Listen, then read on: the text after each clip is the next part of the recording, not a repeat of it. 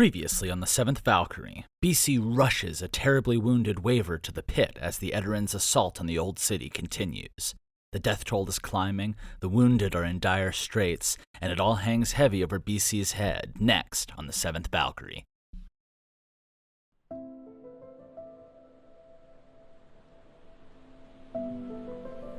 Chapter 24. Bleeding Colors. The 17th day of winter. Late evening. BC. BC sat on the edge of the rooftop, feet out over the edge, but without the usual consideration that she might just follow them and end it all. Her jacket was cutting through most of the evening chill, and the rest of the cold was handled by the remnants of too many drugs to count, which argued inside her and manifested in little tracers and visual fractals and soaring head rushes as she watched the four families taking control of the old city again. There was no one spot in the old city where you could see everything that went on here. That was half the allure of this rat's nest of winding tunnels and back alleys and uneven terrain and shrouded pathways. But BC knew these streets, and she knew war well enough to fill in a picture of the battle just from the patches of light, the flow of torches and gifts, the places where the town had gone quiet, and the remaining pockets where it had not. The families would be sweeping through the streets of the old city. There would be no hiding for the Edarans who had been cut off from the main retreat, not with scores of gifted soldiers, trackers, and an entire city on the hunt for them. When the Edarans were found, there would be no discussion, no negotiation, no quarter asked for, and certainly none given. Just cornered dogs fighting until the end. The rest of the Edarans, those who hadn't gotten trapped in the city, would either make it into the retreat or die trying. BC looked out towards the waterfront, where the bay was alive with Edaran torches and barges and longboats, which were still pouring out into the water from the Edaran side of the river as the bells rang out in the distance. There had been new evacuation plans and new contingencies for Edaran attacks that had trickled out into the city in the aftermath of the blockade. Some might even be in action, to take children, the old and the sick, the peaceful, anyone who couldn't or wouldn't fight, out of the city to safety. BC knew that Velvet certainly had one of their own. But as BC watched the bursting tide of family soldiers seizing control of the city, she knew that an evacuation wouldn't be necessary. Not tonight, at least. Fighting in their own town, on their own terms, it would have taken an all-out, sustained assault from the Edarans to threaten the might of the old city. This was not that. No, this was a sneak attack, a warning shot or the first shot of war, and now the Edarans were in full retreat, surging onto the boats where they could and falling dead in the surf when they couldn't. And then, all along the riverside, the mystical blue glow of wave runners taking to the water lit the night. The families weren't satisfied with just taking back the land of the old city. They wanted their side of the river back, land and sea, and that price would be paid in blood tonight. But as the wave of family colors swept out from the waterfront, BC's gaze edged away from the river to where the smoke still climbed high over the festival grounds. When she closed her eyes, she could retrace in distorted detail those first few moments of the attack. She had climbed over bodies, living, dying, and dead as she fought to claw her way away from the waterfront. From that great blend of music and cultures, of wistful dreamers of all ages escaping from the world for a few precious moments, hundreds had died in screaming, crushing agony. BC tried to muster up frustration or fury or hatred or sadness, any feeling that would appropriately pay homage to the last memories of such pointless violence, but instead all she felt was the inevitability of it all. There would be dozens of Edaran bodies piled somewhere in there too, but it would be impossible to tell who was who when the fighting stopped. The chaos of gifted warfare, especially where gifted had turned on gifted, well, it had a tendency to turn everything to just rubble and meat. Under flame, slicing earth, ice, water, and the clash of steel, all humans bled the same. In the end, they'd all just be different colors of flesh for the cleaning crews to burn and bury. BC scooted off the building's ledge back onto the roof and stood, taking one last look at the smoking city beneath her. She tried again to summon some sort of emotional response, but instead all she felt was a twisted sense of relief. Hating herself for that, she turned and headed towards the stairs. Something irreversible, something concrete had finally happened to bring them past the point of no return. There would be no more carrying on like the families would magically handle everything. For BC, there would be no more sitting up waiting for the next nightmare, fighting off the next vision, dreading and waiting for the next letter. They were not going to be trying to pretend to be normal, or whatever she'd tried to pretend normal was for the past few years. Stepping out into the darkness of the stairwell, she let out a breath. When it came to wartime, she at least knew who the fuck she was. Down in the heart of Velvet, the gold crystals were all on and the house lanterns had been lit, providing light for the makeshift field hospital set up across every inch of horizontal space in the club. Freelanders tended to be durable and resilient, and everyone's neighborhood had a handful of skilled healers who made house calls, so there was no true healing center in the city. It was only natural that the pit, the city's unspoken neutral ground, would step up to provide. And it wasn't just healing that was being provided. Family representatives were meeting up in Eclipse to oversee the war effort, and when the time came, orders would come through a field operations center in Crystal. Right now, Gold and Flare were serving rations, while every healer and every gifted person in the city who couldn't contribute to the fighting would be here to lend their energy to the wounded. BC made her way down to the central floor, swiftly but unhurriedly making her way back to the back corner where the girls were resting. Jazz and Vela were both heavily bandaged but awake. Jazz had gotten caught by a stray arrow in the shoulder, and Vela had been caught up in the rush of people and trampled half to death. And if Vela had been trampled half to death, Piona was more like 90%. She and Sylphie had been right up by the stage when the fighting had broken out, and it was a miracle that Piona had gotten out alive. "They finally get her to go to sleep?" BC asked, looking down at Piona.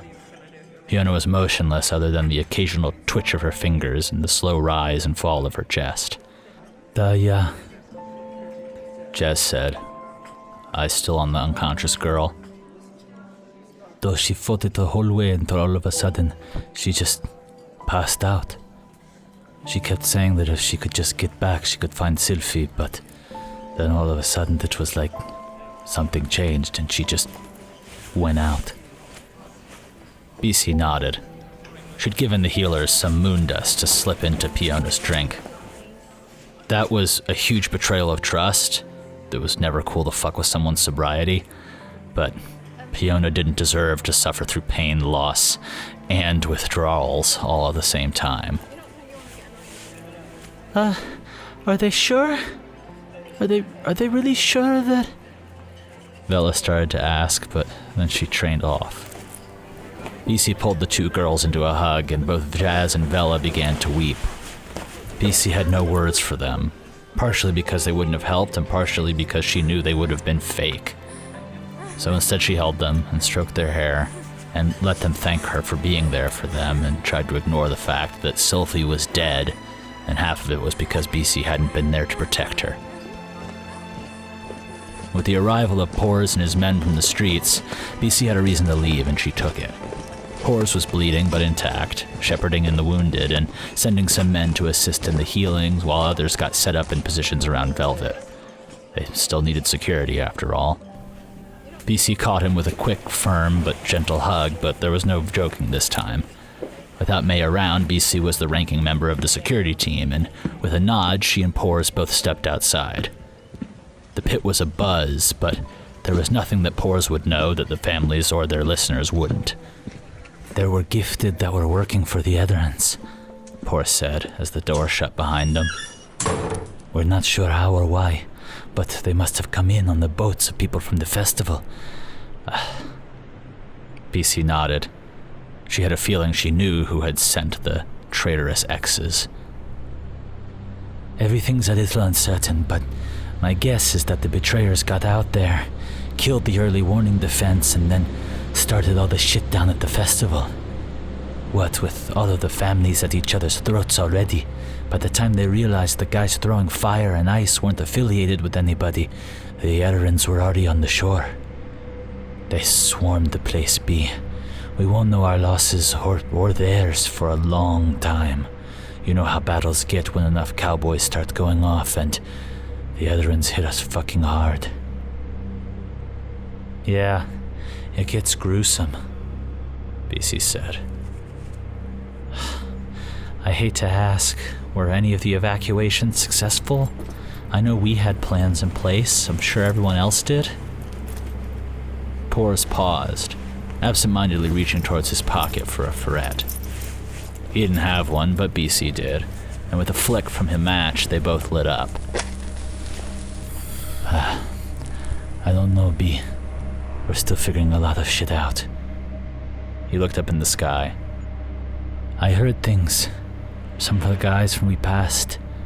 Some of the evac plans went by the river, and I heard some people say they saw Edarans dragging women and children back towards their boats. BC was silent, dragging on her ferret. Edarans had different ideas about women and children than the Freelanders did, but that didn't mean those captives would be safe or unharmed. Hopefully they stay quiet, keep the Edarans thinking that they're no threat, but if they don't, if someone goes up... Hey, let's not talk about hypotheticals. We'll have to see to all that in the morning. Family soldiers are still on the warpath to take the bay back, and you know there's not an Edaran vessel made yet that can travel faster than a wave runner. I know, B. It's just... B, there were kids headed that way. Haven kids. I should... We could've... Pors, stop. Don't dwell. I know you're worried, but I need you focused on what you can do next, not what happened before. She stamped out her ferret and stepped out from the wall. If you need, go get some healing. I can take over setting up a perimeter. No, B. I don't have time to be out of it right now. Pors, are you sure? You look pretty fucked up. I'm asking you. Please, B. I need to keep at least doing something, even if that's just making sure no jack-off comes in here trying to settle an old score. I can't sit still and just wait. I can't. BC held off a moment and then nodded. All right. Take care and report back. He set off back inside, leaving her leant against the wall outside the pit, watching the rush of people around her. Healers ushered new wounded into velvet, runners sprinted in and out of gold, and the staff for Flare and Crystal were working on reinforcing doors and continuing to distribute food. BC reached for a new ferret, but she was out. Grinding her teeth, she looked down at the backs of her hands, where the tattoos had crept down to trace around her fingers like growing, parasitic vines. It would be nice to have confirmation that May was still alive. Last reports put her and the Vaso somewhere out in the city, and while BC was sure they could handle themselves, you couldn't ever be certain. Even fucking Krona knew that. The door opened next to her, and Rama, one of the Wild Woman healers, came out. Her eyes were tinted with the green bloodshot afterglow of long hours of healing. They told me you'd be out here. I wish I'd had to chase you a little longer. The wounded keep coming. Hey, take a break then, BC said, stepping up to meet Rama's eyes, examining them. We don't need you passing out or worse, burning out. Oh, please, child, this is my break. It's just nice to spend it doing something helpful, like passing messages. Ah, okay, I get that. Well, Wayver's awake, and he's asking for you. Want to know what happens next? Join us on Patreon to become a hero of Edera and get early access to episodes along with bonus features, director's commentary, and the full Tab to archive. You can also find other ways to support us at the links in the description, and we will see you next week.